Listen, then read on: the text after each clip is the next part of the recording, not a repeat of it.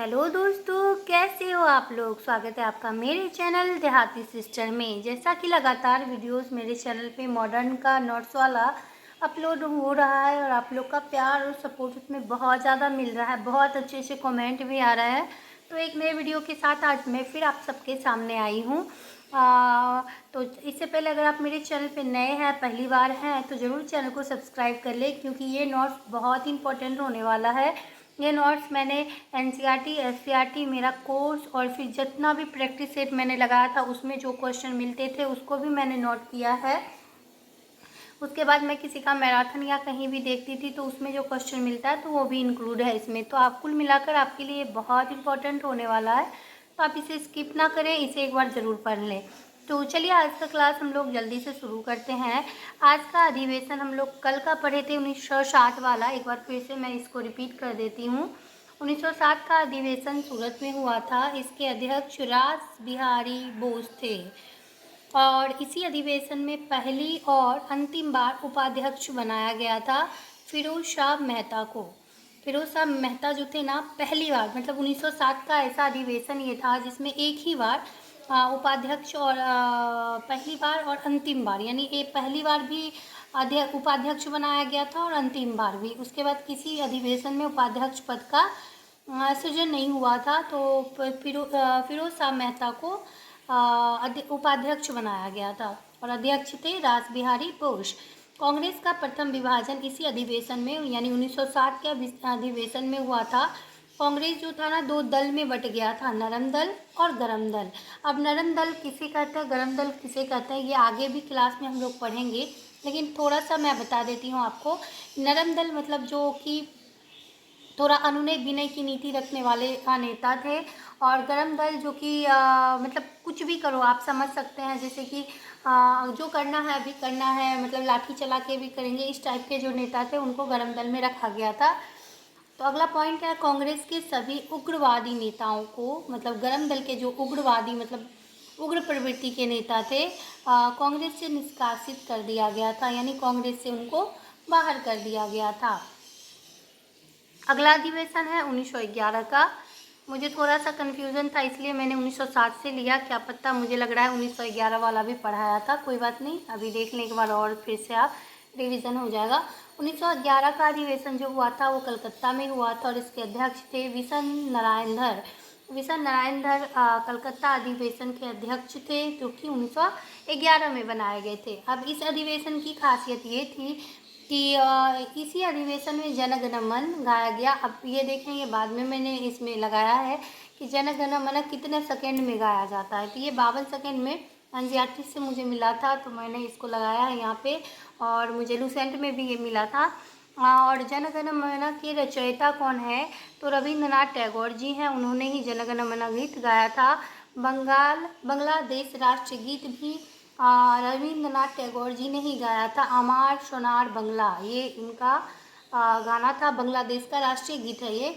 और 27 दिसंबर 1911 को जन गण मन गाया गया था, 24 जनवरी 1950 को, यानी ये 27 दिसंबर 1911 को ये लिखा गया था, पहली बार गाया गया था, और जन गण मन 24 जनवरी 1905 को हमारा राष्ट्रीय गान के रूप में इसे स्वीकार किया गया था। ये दो डेट है, इसको आप याद रखिएगा, बाद में मैंने लिखा है कि 27 दिसंबर 1911 को प्रथम बार जन गण मन गाया गया। अब ध्यान से सुने और समझे, ये गाया गया है इस डेट को, और 24 जनवरी 1950 को इसे राष्ट्रीय गान घोषित किया गया था। ये बहुत इंपॉर्टेंट, आप देखिए इसे मैंने बाद में लिखा है।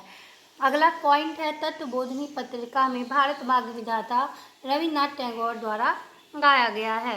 ये भी बहुत इंपॉर्टेंट है, इसे भी मैंने बाद में ही लिखा है, क्योंकि ये मुझे बाद में किसी किताब में पढ़ते हुए मिला था, एनसीईआरटी या किसी किताब में था, ये मुझे याद नहीं है एक्चुअली किस किताब में था।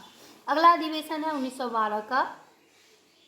ये अधिवेशन बहुत ही इम्पोर्टेंट है। ये पहले बार तो आप ये देखें कि ये 27वां अधिवेशन है। कभी कभी ये भी क्वेश्चन पूछता है कि 1912 वाला कौन सा अधिवेशन है, तो इसे आप 27वां लगा ले, 27वां अधिवेशन है और बहुत प्रमुख अधिवेशन है ये। 1912 का जो अधिवेशन हुआ था वो बांकीपुर पटना में हुआ था, यानी बिहार में हुआ है बांकीपुर पटना बिहार में। इसीलिए ये इम्पोर्टेंट भी बिहार के एग्ज़ाम के लिए है। और 27वां ये बहुत इम्पोर्टेंट है, कई बार एग्ज़ाम में पूछा गया है, तो इसे आप ज़रूर याद रखिएगा। बांकीपुर बिहार पटना में हुआ था और इसके अध्यक्ष थे रंगनाथ माधोलकर। बिहार में प्रथम अधिवेशन यानी पहला जो अधिवेशन बिहार में हुआ था ना 1912 में ही हुआ था, जो कि 27 नंबर का अधिवेशन था। सब अधिवेशन इम्पोर्टेंट नहीं है, इसीलिए मैंने नहीं पढ़ाया था, क्योंकि मेरे भी सर ने मुझे नहीं पढ़ाया था।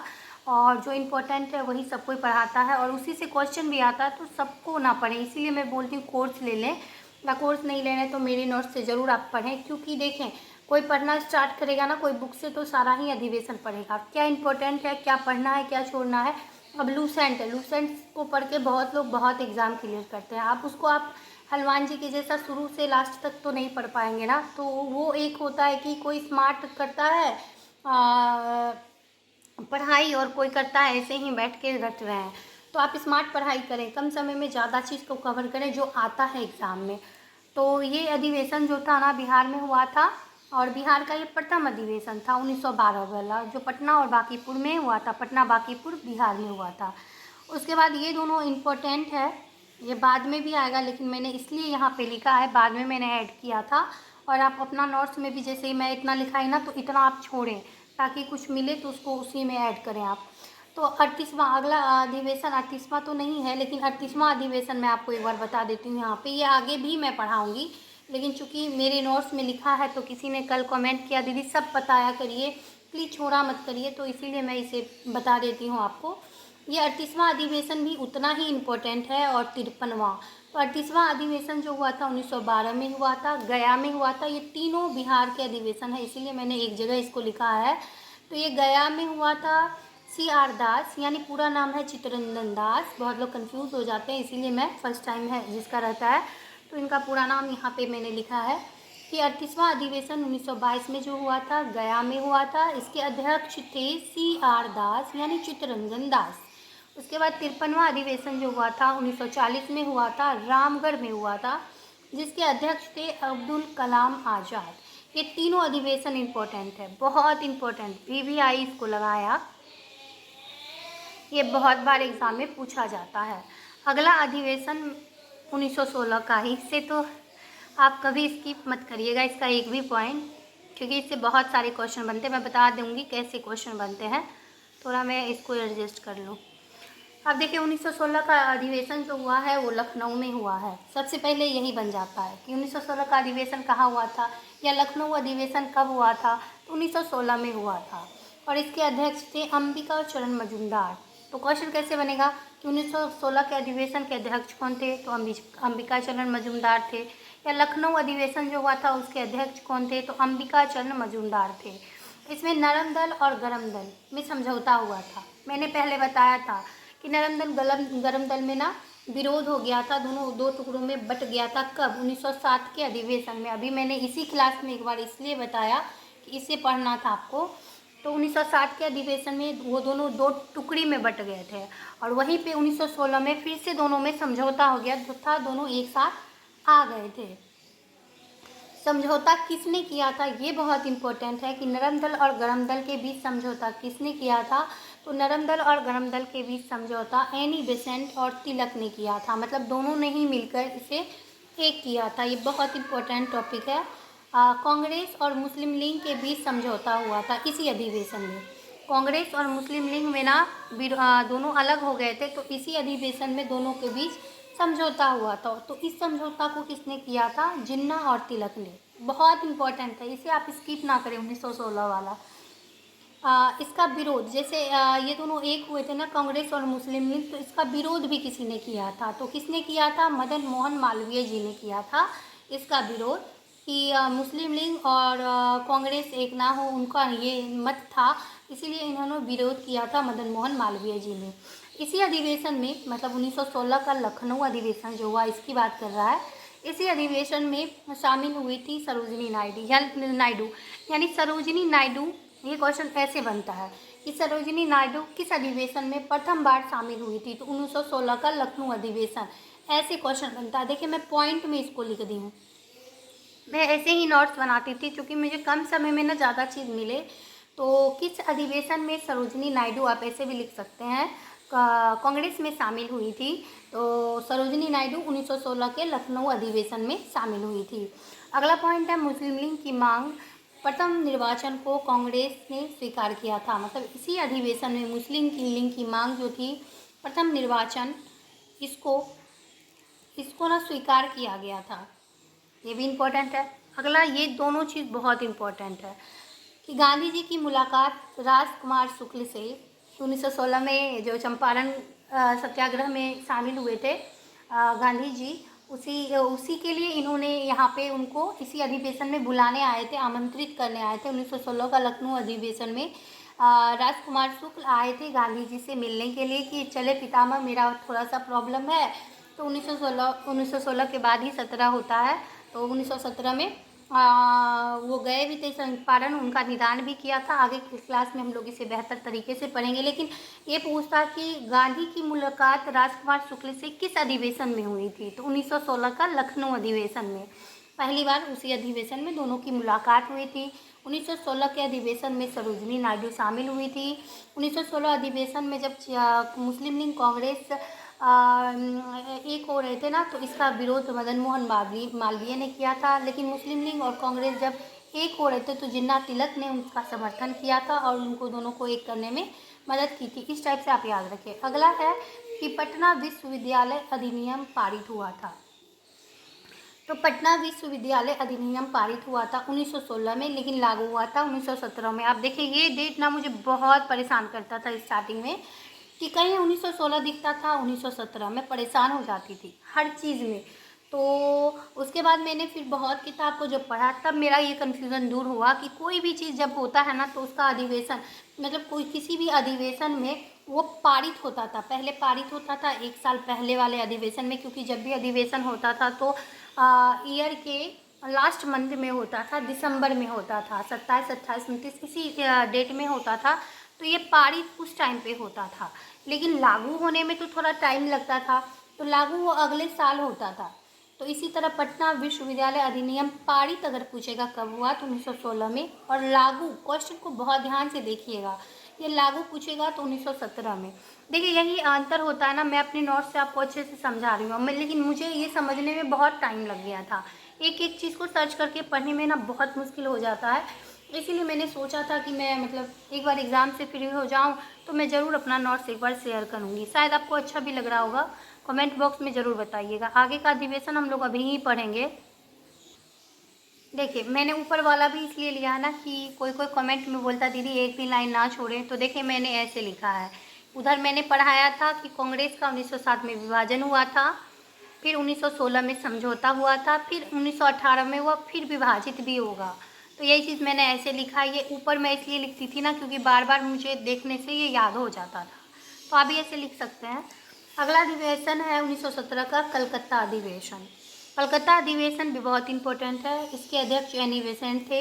थियोसॉफिकल सोसाइटी की स्थापना एनी बेसेंट ही ने की थी। प्रथम यूरोपीय महिला अध्यक्ष, ये बहुत इंपॉर्टेंट है, ये ऐसे ही पूछता है इस अधिवेशन के बारे में। प्रथम यूरोपीय महिला अध्यक्ष कौन थी? तो एनी बेसेंट। प्रथम यूरोपीय महिला अध्यक्ष कौन थी? तो एनी बेसेंट। किस अधिवेशन में थी? 1917 के कलकत्ता अधिवेशन में। इसके बाद है इसे डबल स्टार और VVI दोनों मैंने लिखा है क्योंकि मेरे सर ने बताया था और है भी रियल में, तो आप इसको ऐसे ही लिख लें। पहली बार किसी अधिवेशन में तिरंगा झंडा फहराया गया। इससे कैसे पूछता है कि तिरंगा झंडा प्रथम बार कांग्रेस के किस अधिवेशन में फहराया गया? प्रथम बार अगर पूछेगा तो 1917 का कलकत्ता अधिवेशन में। ये भी इम्पोर्टेंट है कि होम रूल की स्थापना कब हुई थी? सबसे पहले होम रूल की स्थापना किसने की थी? तो एनी बेसेंट और तिलक ने मिलकर की थी। हम लोग इसे डिटेल में आगे की क्लास में पढ़ेंगे, टॉपिक में भी था। और होम रूल की स्थापना कब हुई थी? तो 1917 के अधिवेशन में ये लागू हुआ था, लेकिन पारित 1916 में हुआ था। ऐसे भी आप लिख सकते हैं। अगला अधिवेशन है 1918 का।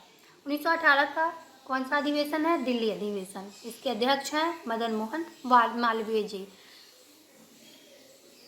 अब देखें, एक चीज़ और मैं यहाँ पे आपको बताऊंगी, यहाँ पे लिखा हुआ नहीं मुझे दिख रहा है, कहीं ना कहीं आपको मिलेगा मेरे नोट्स में। ये जो अध्यक्ष है ना मदन मोहन मालवीय जी, 1909 के भी थे अध्यक्ष, 1909 में भी बने थे, 18 में भी बने थे। मुझे अचानक से अभी इसलिए याद आया कि क्योंकि मैंने इसको ऐसे याद किया 9 दूनी 18, तो 9 में भी बने थे और 18 में भी बने, तो उसे भी एक बार आप याद रखिएगा दिमाग में। कांग्रेस का दूसरा विभाजन इसी अधिवेशन में हुआ था। ऊपर मैंने बताया था आपको, जो मैंने यहाँ इस टाइप से लिखा था यहाँ पे 18 में पूरा विभाजन हुआ था, तो यही चीज़ यहाँ पे भी लिखा हुआ है कि 1918 में कांग्रेस का पुनः विभाजन हो गया था। हिंदी भाषा पर जोर देना का प्रस्ताव इसी अधिवेशन में पारित हुआ था, 1918 के दिल्ली अधिवेशन में। अगला अधिवेशन बहुत इम्पोर्टेंट, बहुत बहुत बहुत, क्योंकि 1919 का सबको पता है जालियांवाला बाग हत्याकांड बहुत ही विख्यात हुआ था। तो 1919 का जो अधिवेशन हुआ था अमृतसर में हुआ था। इसके अध्यक्ष थे मोतीलाल नेहरू इनके अध्यक्ष थे। और इस अधिवेशन का बस एक ही प्रमुख बात कि जालियांवाला बाग हत्याकांड के खिलाफ निंदा प्रस्ताव पारित किया गया था 1919 के अधिवेशन में, अमृतसर का जो अधिवेशन हुआ था। आज का क्लास हम लोग यहीं पे ख़त्म करेंगे। ये लास्ट अधिवेशन हम लोग 1920 का पढ़ लेते हैं, क्योंकि आज मेरा थोड़ा फास्टिंग है, फिर भी मुझे लगा एक क्लास तो मैं दे दूं आपको, कुछ आप पढ़ लें। तो 1920 का अधिवेशन है विशेष अधिवेशन, स्थान है कलकत्ता और अध्यक्ष हैं लाला लाजपत राय। अब देखिए इस अधिवेशन में बहुत सारा खास चीज़ हुआ है, मैं थोड़ा आराम से इसे बताऊंगी आपको, तो आप ध्यान से सुनिएगा।